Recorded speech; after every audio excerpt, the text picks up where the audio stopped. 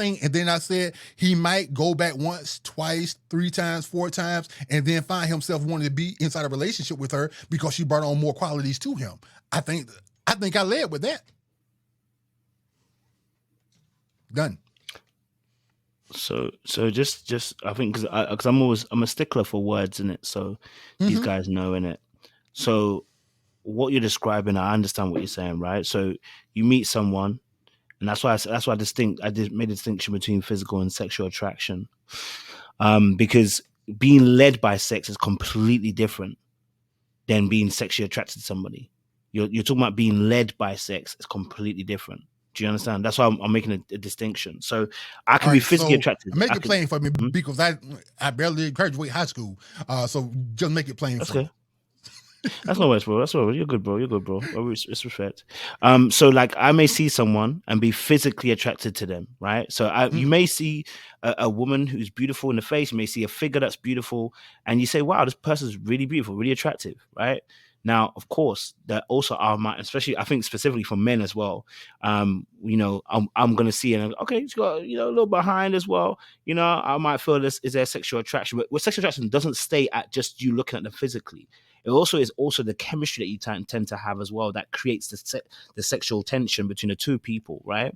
So, I may interact with that person like, oh, your mind does think, okay, your mind thinks, oh, I wonder what it'd be like. I'm not denying that. And that happens within the first few seconds, yeah? The key part here, though, is what happens after. Because if I'm led by sex, that's where I'm differentiating what you said to being in terms of your intentionality. If I'm now being led by my balls at this point, it's a different approach how I lead things to how when I'm trying to be intentional about getting to know this person. Do you know what I'm saying? So the reason I'm making that distinction is because when you're led by sex, like I said, the slick game comes out.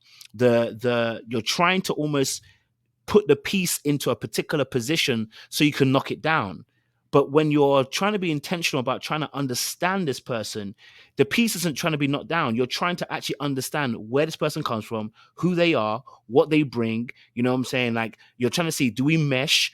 Are we compatible? Do our life goals and ambitions and everything that are we kind of matching in those areas? That is a discovery of the person. So when you talk about Adam and Eve, the discovery of those people when they talk about being naked, it's not necessarily about sex. It's about the discovery of the person and understanding the vulnerability of that person and actually understanding their mind and who they actually are. So when we talk about being naked, we're talking about emotional, we're talking about being mental, we're talking about being spiritual, we're talking about fiscal, we talk about obviously sexual, we talk about all those aspects of intimacy and understanding that person. So when I'm being intentional in my approach and I'm not being led by sex, the way I try to discover the person is completely different. When I'm led by sex, what happens is I try to discover you intimately in sex. Now, hey, you can do it that way if you're required to do that way, but I'm saying that if you're intentional about trying to get to know the person, then sex isn't your end goal, and sex also isn't leading you. What's leading you is an intrigue and mystery of trying to say, who is this person? Because something about you is like, I wanna really see if we can mash it, because there's something about you that's really drawing me in, and that's what it is. If you want to talk about Adam and Eve, Adam wasn't saying no to the animals because the animals didn't give him sex. That's not why he said no to the animals. It's because of the companionship. So we are all trying to find companionship. Because I can tell you this now, Mr. Live, you said you've had sex with a plethora of women, and yet something didn't click.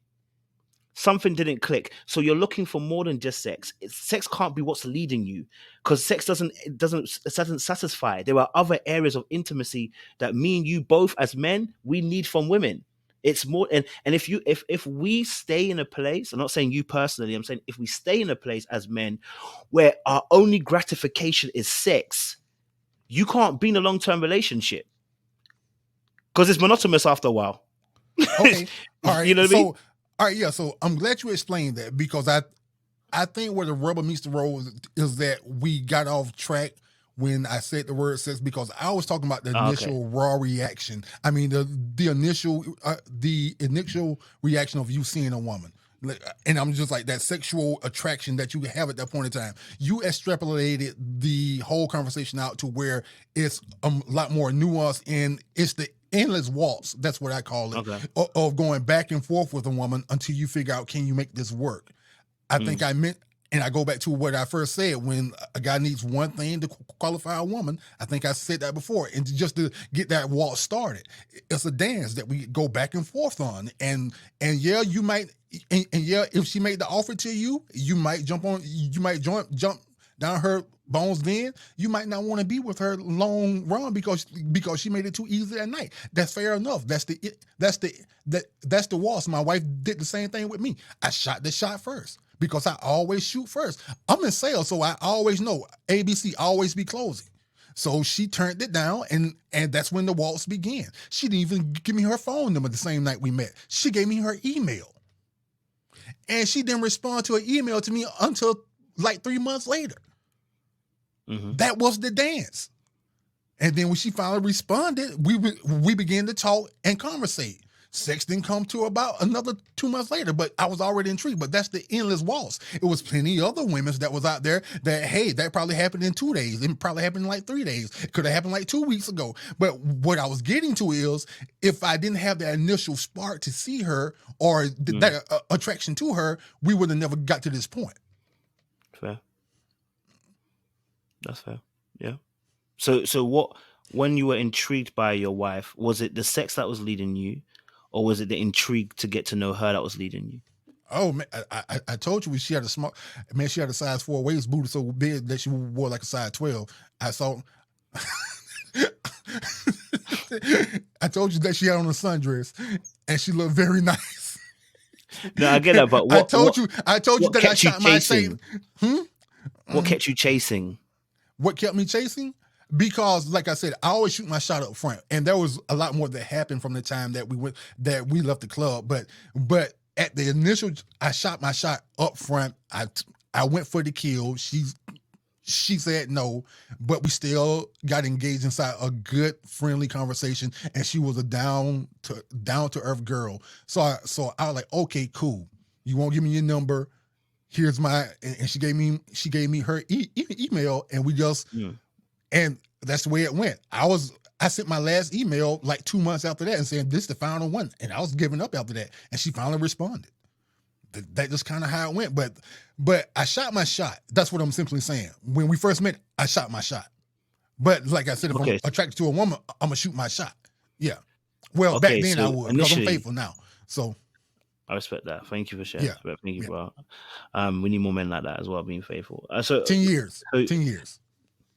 Shout out. We'll definitely have to bring you on Sunday panels, because I can definitely tell you got some experience that we could use. But no, I want to ask questions. So obviously, when you first obviously started talking, like you said, you were trying to shoot to kill.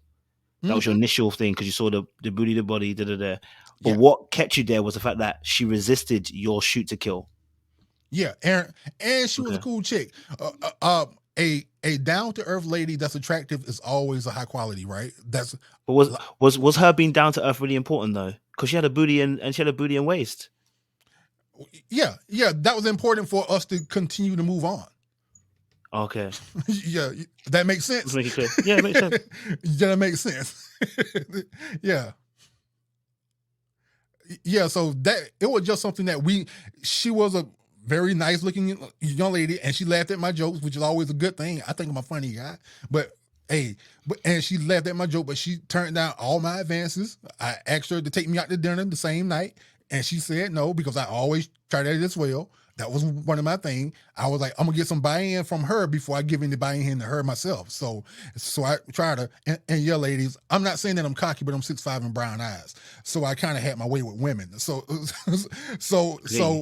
yeah, so it was just a natural thing for me, just like make sure I got some buy-in from the woman, and I tried that, and we just had a great conversation that night, and I was just like, okay, cool, let's see, can we continue? I can't get mad if she didn't, because I shot my shot. It was what it was. So what actually? This is what I'm trying to figure out. So if I'm correct, the sexiness of the beauty of your wife drew you in. But what kept you there was, one, you know, she resisted your advances, and 2, y'all were having some good conversation. Mm-hmm. Yeah. Would you say that at the point in time when you met her, you were actually ready to be in a relationship? All right, I share.